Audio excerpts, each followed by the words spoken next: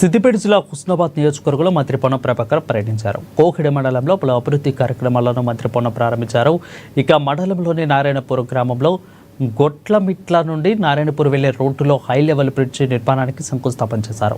పనులు వేగంగా చేసి బ్రిడ్జి నిర్మాణం పూర్తి చేయాలని అధికారులను మంత్రి ఆదేశించారు. కాచాపూర్ గ్రామంలో 57 లక్షల రూపాయల వ్యయంతో కోహిడ నుంచి మైజంపల్లి వాయా షేరాళి నగర్ ఇక సీసీపల్లి కాచాపూర్ రోడ్లో హై లెవెల్ బ్రిడ్జి నిర్మాణానికి శంకుస్థాపన చేశారు. ఈ కార్యక్రమంలో జిల్లా కలెక్టర్ హైమావతి, ముఖ్య నేతలు, అధికారులు పాల్గొన్నారు.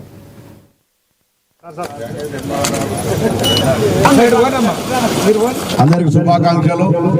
చాలా కాలంగా ఈ బ్రిడ్జ్ కొరకు చూస్తూ ఉన్నారు. నేను ఎన్నికలు వచ్చినప్పటి నుంచి కూడా నన్ను కోరుతా ఉంటే మీ చారీ కానీ గ్రామ నాయకులు అందరూ కూడా నన్ను కోరిండ్రు.